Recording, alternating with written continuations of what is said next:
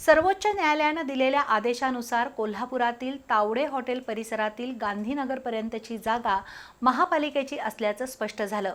त्यामुळे या परिसरातील अनियमित बांधकामांचा प्रश्न ऐरणीवर आला। त्यानंतर महापालिकेच्या अतिरिक्त आयुक्तांसमोर सुनावणी झाली।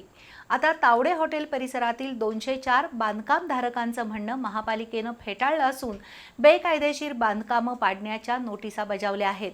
पुढील 3 आठवड्यानंतर तावडे हॉटेल परिसरातील बेकायदेशीर बांधकामं पाडण्याची कारवाई होण्याची शक्यता आहे। त्यामुळे त्या मिळकतधारकांमध्ये खळबळ उडाली आहे।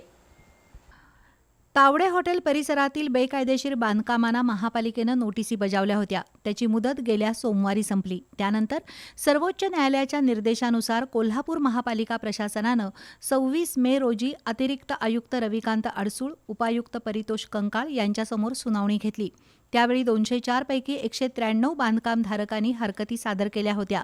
प्रशासनानं 4 दिवसात सुनावणीची तपासणी करून सर्वच म्हणजे 204 बांधकामधारकांच्या हरकती फेटाळल्या।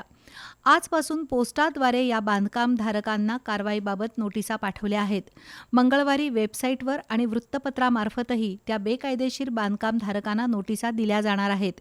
20 जूनपर्यंत महापालिकेनं दिलेल्या निकालावर अपील करण्याची मुदत आहे। त्यानंतर बेकायदेशीर बांधकामं पाडण्याची कारवाई होण्याची शक्यता आहे, असं अतिरिक्त आयुक्त रविकांत अडसूळ यांनी सांगितलं।